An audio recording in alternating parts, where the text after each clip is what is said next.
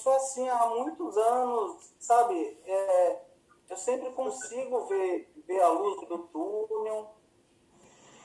Ela falou, mas de onde vem isso? Me explica. E aí na hora eu não soube dizer, mas eu fiquei com aquele negócio na cabeça.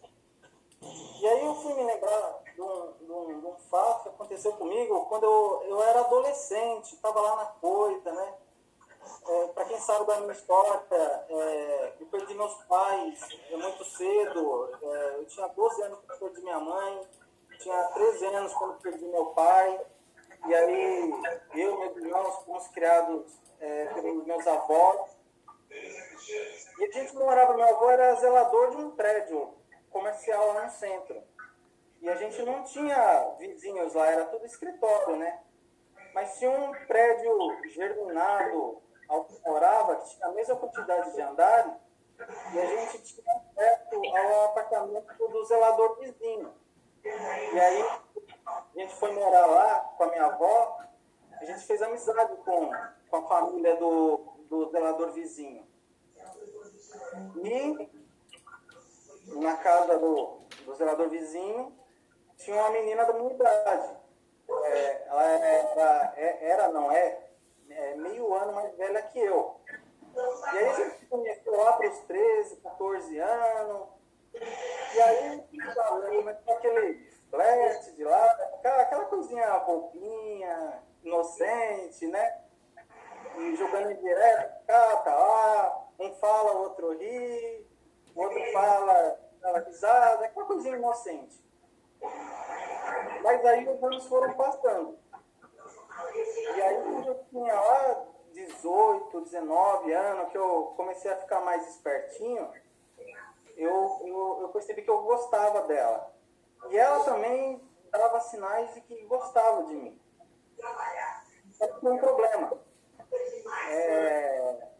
Conforme um vídeo aí que a Letícia postou esses dias aí, a família dela era pentecostal nível avançado.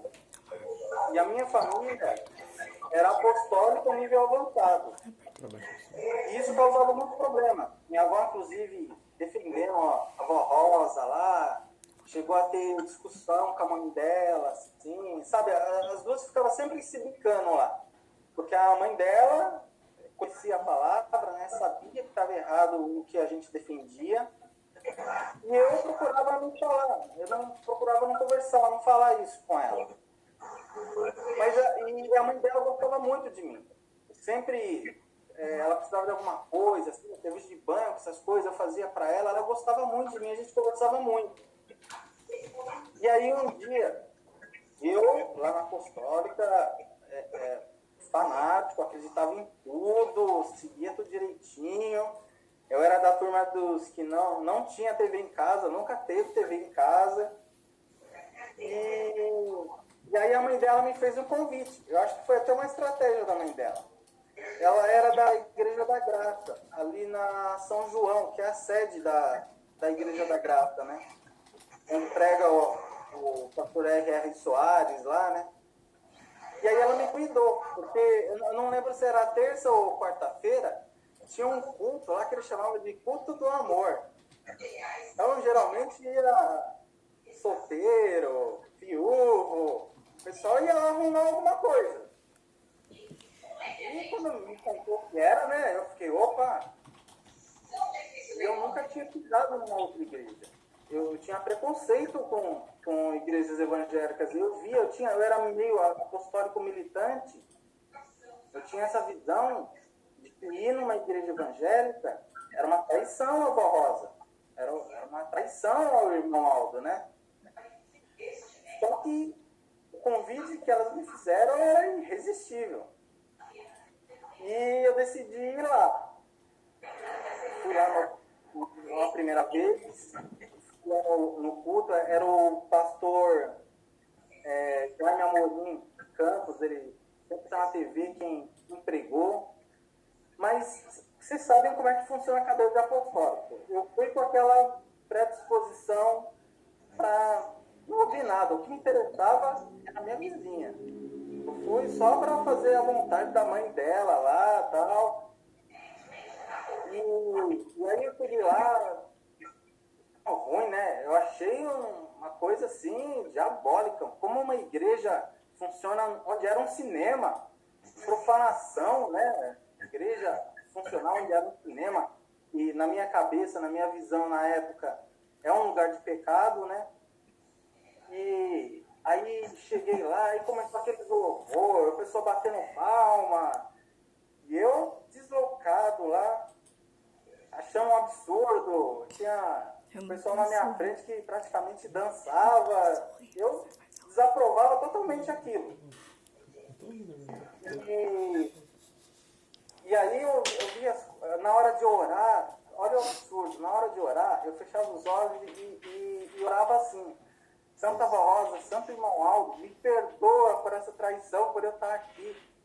Vocês sabem por que eu estou aqui. Me perdoa. Eu repetia isso toda hora, em vez de orar, né? Todo mundo orando, e eu repetindo essa maldição, né? E eu assim, achei tudo um absurdo. A hora da oferta lá, falei, meu, esses caras estão explorando. Assim, eu fui lá só para criticar mesmo. E aí, na hora da palavra, o pastor Jaime leu lá o texto, né? E depois pregou. E eu estava disposto a não ouvir o que ele falou. Não me interessava. Eu era apostólico raiz, não me interessava. Eu estava ali por um motivo, porque eu tinha intenção de namorar minha vizinha, levar ela para apostólico. Olha o livramento que ela teve, hein? Então, para mim, eu estava sendo sincero, né? Só que, do meu lado, tinha uma mulher, e lá é poltrona como de cinema mesmo, uma poltrona coladinha na outra, né? E do meu lado tinha uma mulher que ela chorava, ela chorava litros. O pastor pregando, ela chorava litros. E ela falava assim, ela ficava repetindo assim, chorando assim, mas não era um choro assim, você via que não era um choro de tristeza, era um choro de agradecimento. Eu não sei como explicar isso, mas você via nitidamente no rosto dela. E ela falava, eu lembro até hoje o que ela falava, porque ela falava alto.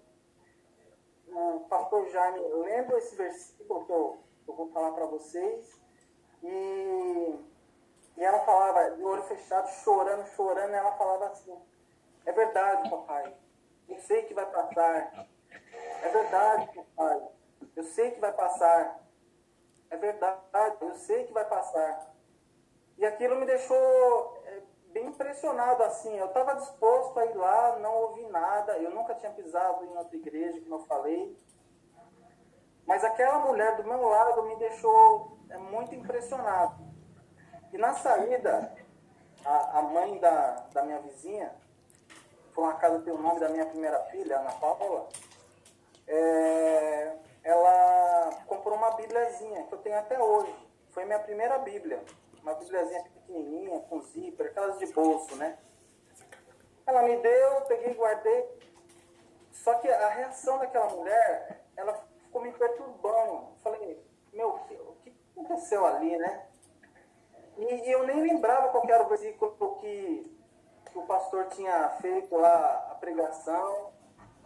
E aí, no outro dia, até usei isso como um argumento para ir lá na casa da vizinha também, né? Eu fui lá perguntar para a mãe dela qual que era o texto lá, né?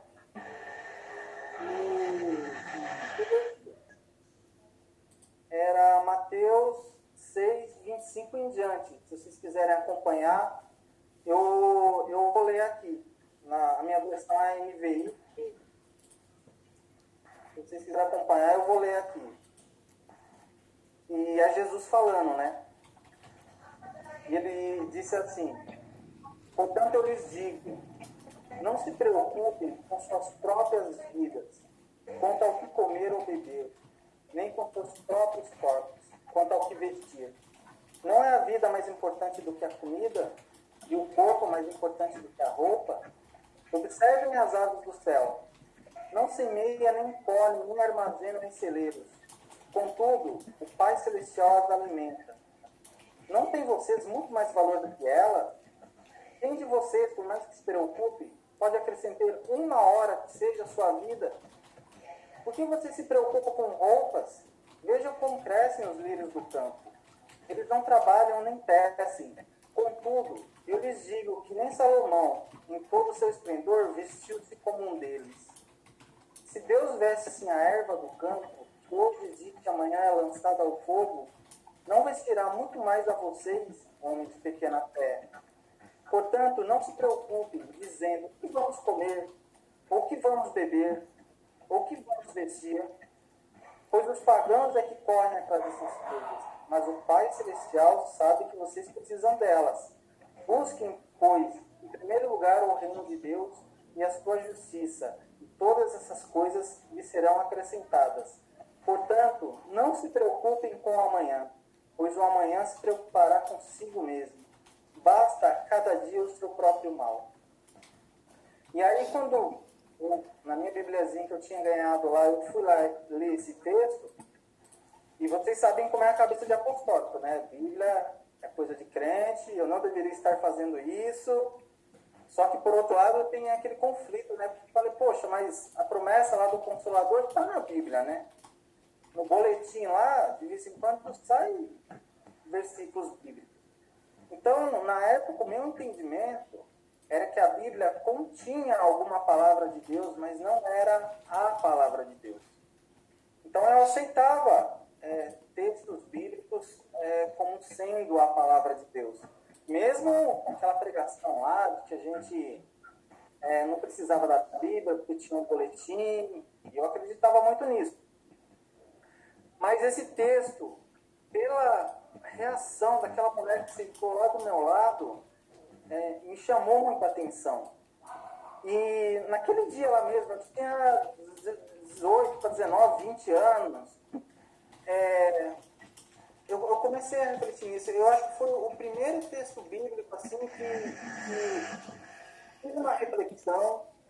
Daí, quando eu olhei para trás, poucos anos antes, eu tinha perdido meu pai, tinha perdido minha mãe, eu perdi eles para AIDS, né? Eu vi eles definharem, eu e meus irmãos vimos eles definharem na nossa frente. Foi assim uma coisa, uma dor muito grande. Quem perdeu pai e mãe sabe o que é isso. Imagina você com 12 anos, né? E eu era muito grudado à minha mãe, né?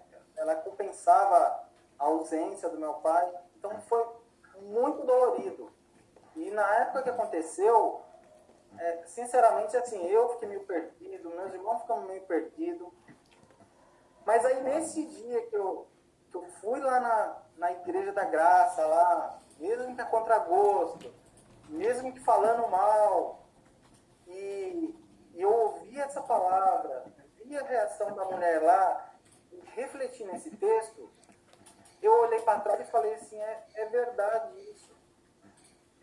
Sabe, a gente, quem confia em Deus, sempre, de uma forma ou de outra, mesmo que passe ali pela dor, por aquele momento difícil, sai do outro lado, sabe? Tem uma certeza de que o sol sempre vai nascer amanhã.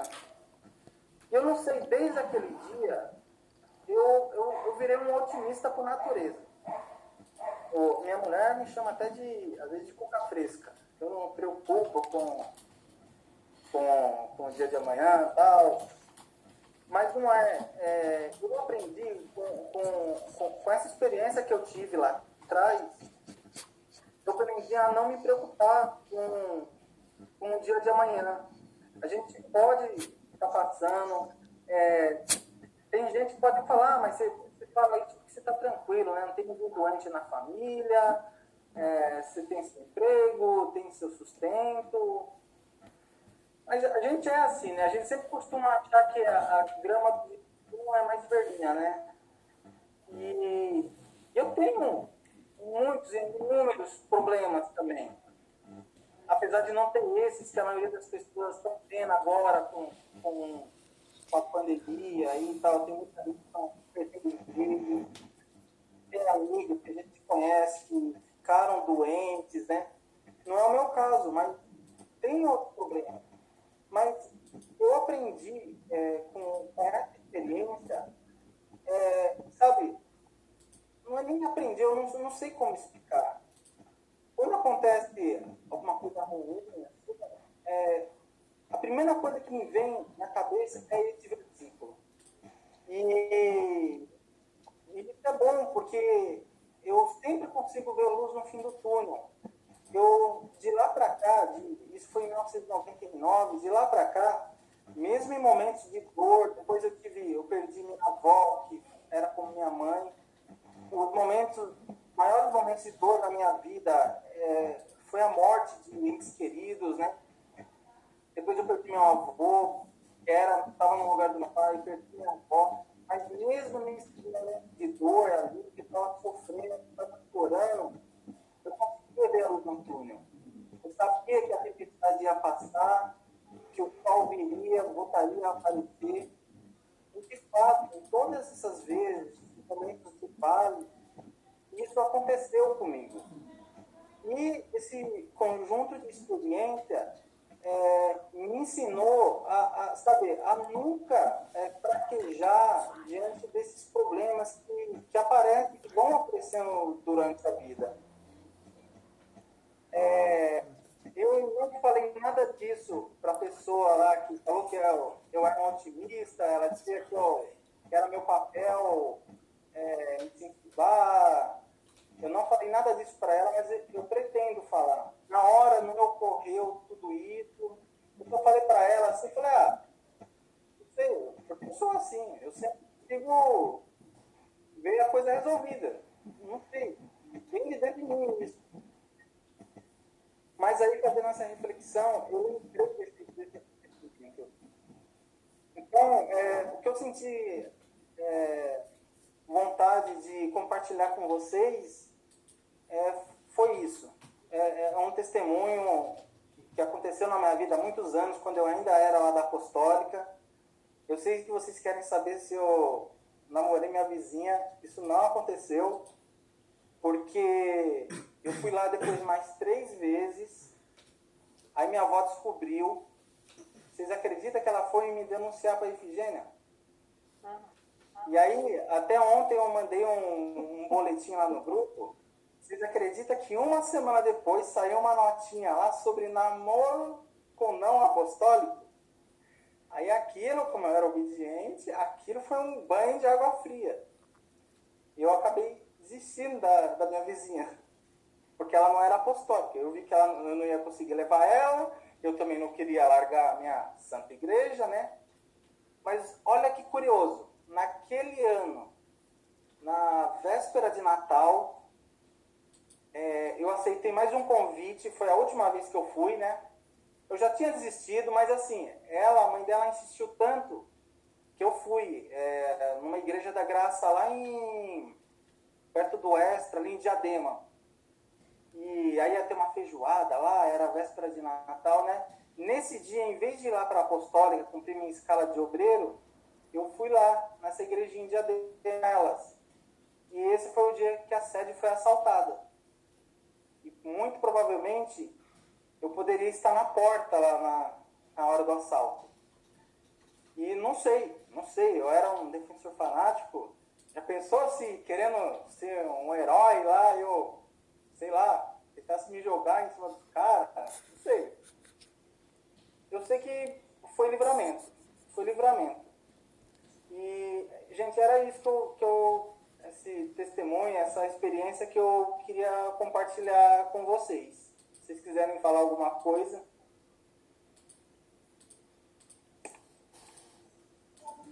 Amém. Glória a Deus aí pela sua vida, pelos livramentos. E eu também, quando eu estava na igreja apostólica e estava descobrindo as coisas, fiz uma visitinha lá na Igreja da Graça, ali na Avenida São João, né? Então aqui, quando eu estava sentado lá, vinha as câmeras, né? Vinha as câmeras, e aí eu falei, meu Deus, se alguém me ver aqui, aí